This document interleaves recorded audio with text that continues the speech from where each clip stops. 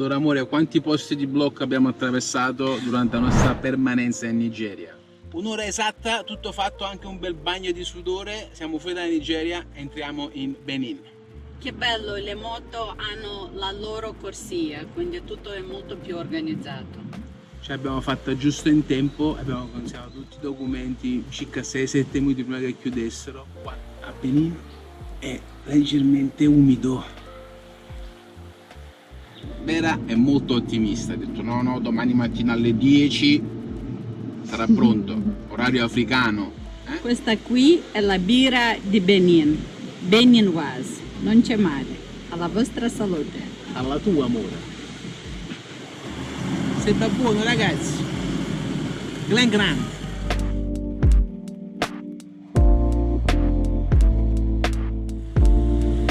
Com'è stato amore? È stato un po' un flop, sono andato soltanto io infatti un biglietto perché a Vera i serpenti non piacciono. No, grazie. Qui in Africa hanno la Kawasaki, non la Kawasaki. Non so se lo sapete, ma il voodoo ha avuto origine a Benin. Amore, che ne pensi dei beninesi? Sono molto carini, molto accoglienti, hanno detto andate. Ok. Niente di più bello di quando in Africa trovi un campeggino tranquillino, spiaggetta semipulita, brava. Ci siamo spostati un po' più vicino al mare avendo la spiaggia a disposizione proprio a fianco al tempio voodoo. Siamo Aldo, Vera e Totò. Da oltre 8 anni andiamo in giro per il mondo a bordo del nostro fuoristrada camperizzato e abbiamo già visitato più di 100 paesi su tutti i continenti. Un sogno diventato realtà. Stiamo risalendo lungo la costa ovest africana, in quella che sarà la parte più difficile del nostro viaggio. No, basta! Clicca su iscriviti e unisciti alla nostra avventura.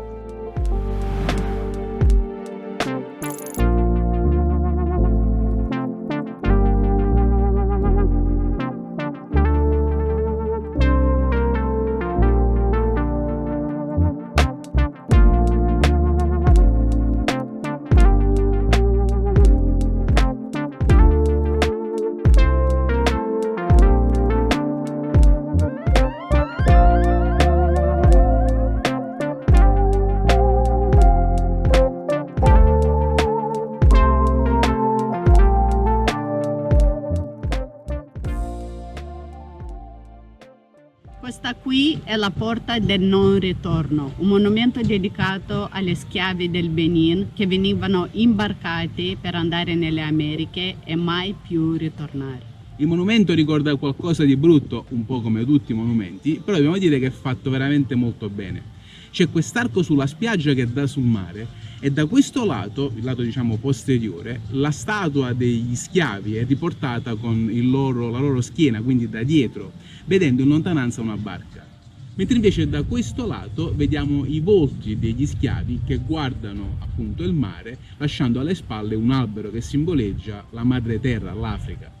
Il pensiero generale, la visione oggettiva della schiavitù nera e della tratta degli schiavi è quella che l'uomo bianco, l'europeo, sia il colpevole di tutto questo. Ma dovete sapere che salvo qualche episodio rarissimo, quasi la totalità di tutti gli europei che sono venuti qui in Africa non hanno catturato e schiavizzato i neri.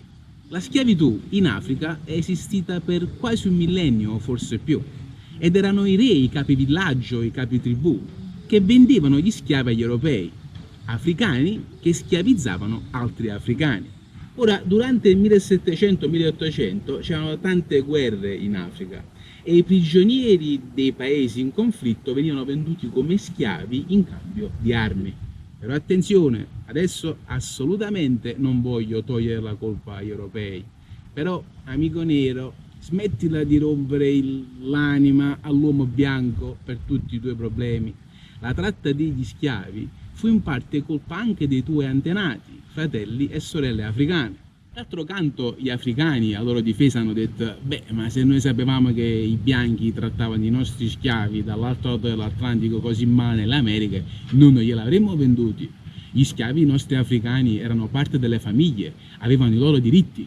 Sai, col senno di poi è tutto più semplice, ma vogliamo dargli i benefici del dubbio? Diamogli il beneficio del dubbio. Anche se non mi sembra che oggigiorno la situazione sia poi così tanto cambiata, perché sono oramai 30-40 anni che gli stati africani sono indipendenti. Nella maggior parte dei casi il paese gli fu servito su un piatto d'argento, un paese funzionante, economicamente stabile come lo Zimbabwe e il Sudafrica. Però non mi sembra che i re di oggi, i loro leader, chi li governa, si stia prendendo cura del popolo così come facevano un tempo con gli schiavi, i diritti eccetera. Commerciano con Occidente, con Oriente, e proprio qui dietro c'è un grosso cantiere cinese, pensando solo ad arricchirsi a discapito dell'ambiente e della popolazione. PS post scriptum, un'altra precisazione. Per circa un millennio prima del 1700 è stimato che l'Africa abbia venduto circa 11 milioni di schiavi ai popoli arabi. Nel 1865, grazie al 13° emendamento della Costituzione americana, la schiavitù venne abolita, ma qui in Africa continuò per quasi 130 anni in più. La Mauritania fu l'ultimo paese africano ad abolire la schiavitù nel 1981. Ora già vi vedo, i leoni da tastiera, pronti col dito con le crisi epilettiche sul telefonino dei commentari, tutto razzista, tutto bianco, pezzo di merda. No, non sono razzista, né io né tantomeno mia moglie, altrimenti è più di un anno che viaggiamo qui in Africa, ce ne saremmo già andati via. C'è tanto di bello qui. Abbiamo incontrato delle persone fantastiche, semplici, gentili, bellissimo. Siamo realisti. Il punto è che dovremmo capire che siamo un po' tutti colpevoli di qualcosa.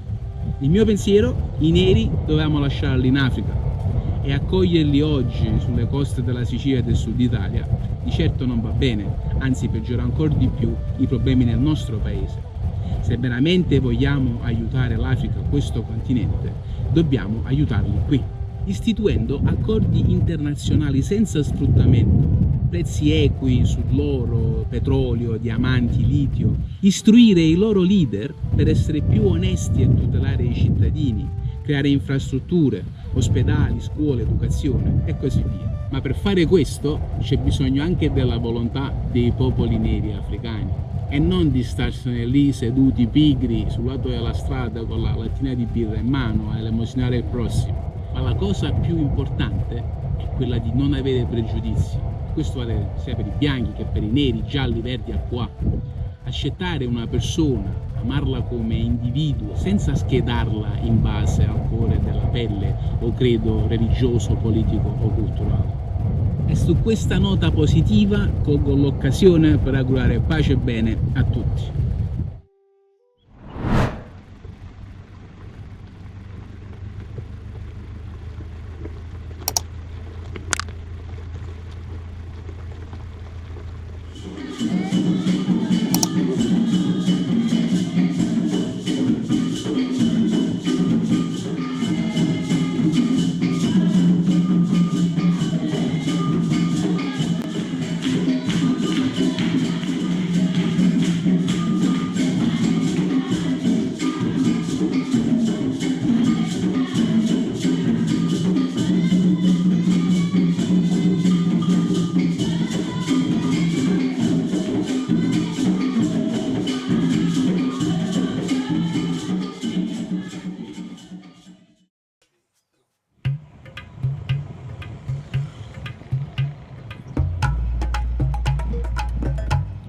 Stamattina siamo a Dahomey, che si trova al sud del Benin. Questa città era una volta la capitale dell'antico regno di Dahomey, il regno più importante dell'Africa occidentale. Qualcuno di voi avrà sicuramente sentito parlare del regno di Dahomey grazie al recente film The Woman King, dove i fatti storici sono un po' interpretati a modo loro, qualcosa però è vero. Il regno di Dahomey fu fondato in queste terre nel 1625 dalla tribù dei Fom. Siamo fuori dal museo storico di Abomey dove si trovano 12 dei 13 palazzi reali, ma purtroppo non possiamo entrare perché ci sono lavori in corso e restaurazione. Infatti era tradizione nell'antico regno che ogni re costruisse il suo palazzo dietro a quello del re precedente, quindi dietro queste mura sono tutti quanti qua dentro. In breve tempo il regno di Dahomey divenne uno dei regni più potenti sia militarmente che commercialmente, essendo uno degli attori principali della tratta degli schiavi, dove catturavano i prigionieri degli altri gruppi tribali e li vendevano come schiavi alle potenze europee destinati poi per il Nuovo Mondo. Il regno di Dahomey si espanse molto rapidamente attraverso l'attuale Benin, Togo e Nigeria e fu temuto da diversi gruppi tribali che si rifugiavano sulle montagne per non essere catturati. Infatti il regno del Dahomey era conosciuto anche, come si dice dal film, per il suo esercito di donne, feroci guerriere in grado di uccidere un elefante, le Amazzoni del Dahomey. Il regno del Dahomey fu in vigore per quasi 300 anni, fino al 1892, quando fu sconfitto dai francesi colonizzatori. Però riacquistò di nuovo l'indipendenza nel 1960, chiamato prima Repubblica Indipendente del Dahomey e successivamente 15 anni dopo Benin.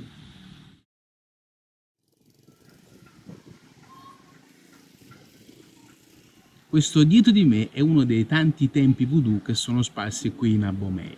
Non so se lo sapete, ma il voodoo ha avuto origine nell'Africa occidentale ed è ancora praticato qui. Il Benin apparentemente è l'unico paese al mondo che riconosce il voodoo come una religione e tra il 40 e il 60% delle persone lo pratica ancora oggi.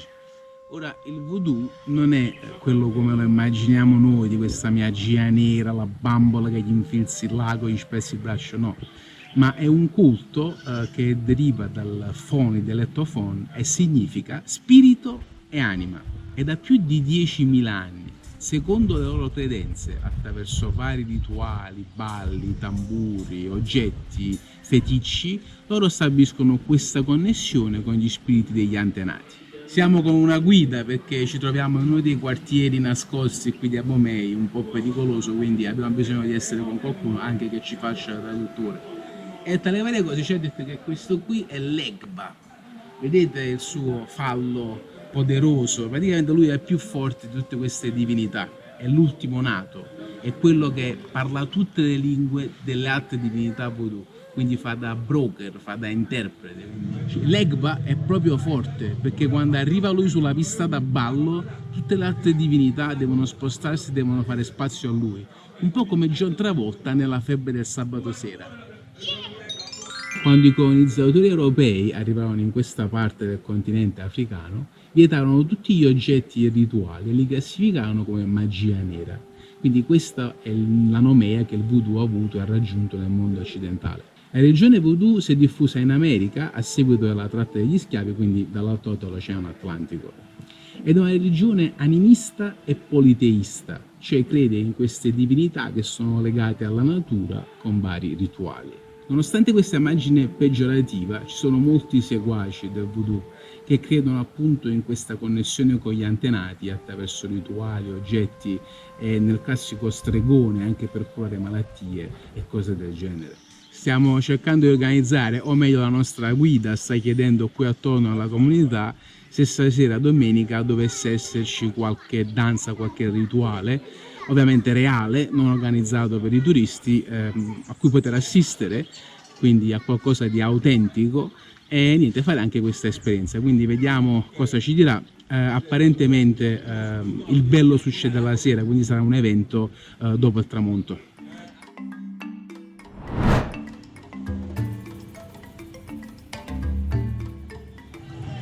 Ho mandato Vera al mercato, la tengo sott'occhio qui in distanza. Lei è laggiù, non so se si vede con la GoPro. Lo ho parcheggiato qui vicino al commissariato di polizia e questo bambino o bambina che ci guarda. La nostra guida ci ha detto di incontrarsi con lui verso le 5 e niente, apparentemente il governo ha vietato queste cerimonie voodoo perché stanno aspettando la pioggia e dicono che la stagione tarda ad arrivare ed è colpa dei balli voodoo, di questi rituali, di queste danze, perché quando ci sono le varie divinità lì a ballare non viene a piovere, loro fermano la pioggia con la loro potenza spirituale perché la danza deve terminare prima che arrivi la pioggia e quindi il governo sta dicendo di non farle perché altrimenti i contadini non avranno l'acqua per i raccolti Ora io non sapevo che le danze voodoo avessero anche il potere del cambiamento climatico. Abbiamo imparato un'altra cosa oggi.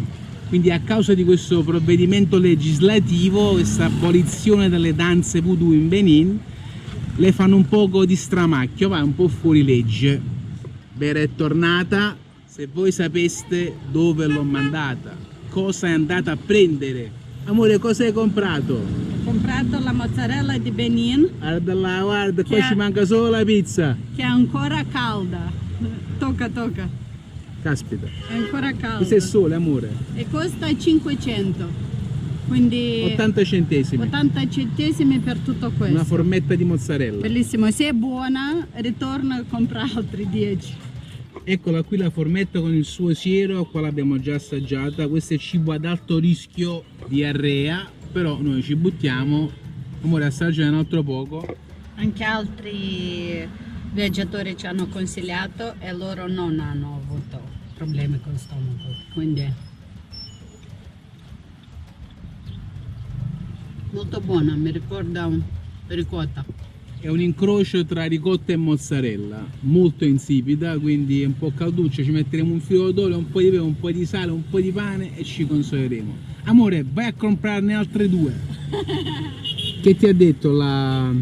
Signora? al caseificio, sì. Sì. Che aspetta che si raffredda, meglio mettere sale così si Conserva. acqua con sale, così si conserva meglio e dice in frigo da una settimana a 10 giorni così. Quindi ne hai prese? Altri 4. E vai così, vai a comprare il pane, c'ho una fame. Eccoci qua sotto le fresche frasche all'ombra. Qui abbiamo qualche capretta, proprietaria del latte utilizzato per queste mozzarelline, infatti non sono di latte vaccino. Come va, amore? Amore, sei bravissima, hai fatto il mezzo sfilatino a testa, guardate che spettacolo, guardate qua. Perfetto, amore. Quest'altra qui. Vai così. Questo qui è olio extravergine sudafricano fatto da un signore israeliano. Com'è l'olio? Buonissimo, mamma mia. Guarda che colore, no? Ragazzi, col filo d'olio, sale e pepe è tutta un'altra cosa.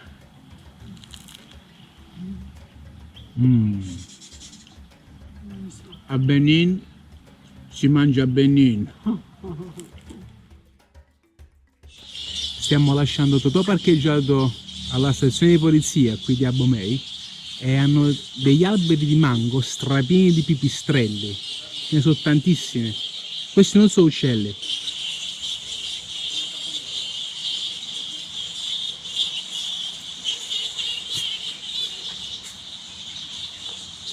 Siamo alla ricerca di un bidone dell'immondizia. Vedete Vera lì con la busta in mano. Nonostante qui l'immondizia si butta per strada, noi proprio non ce la facciamo. Dobbiamo trovare il bidone, pur sapendo che sempre in strada verrà buttato. Comunque stiamo andando appunto in formazione dei turisti, forse qui avranno un piccolo bidoncino. Ed è anche dove abbiamo appuntamento con la nostra guida alle 4:30. Amore, bidoncino? Hai trovato il bidone, vai così, bravissima. La nostra guida è qui, prenderemo un paio di motociclette e andremo così a vedere il rituale voodoo. Meglio lasciare Totò lontano da questi rituali. Qui è la guida. Io sono un po' pesantuccio, ma sono esperti qua in moto, vanno in 5-6.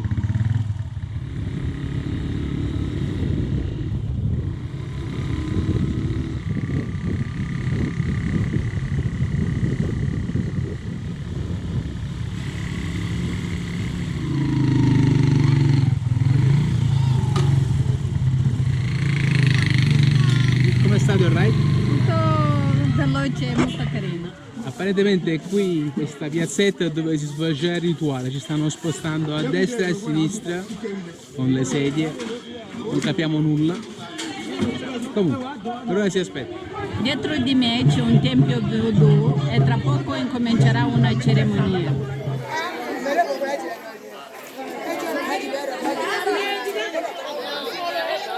Siamo alle unici stranieri, quindi da qui capiamo che la situazione è autentica.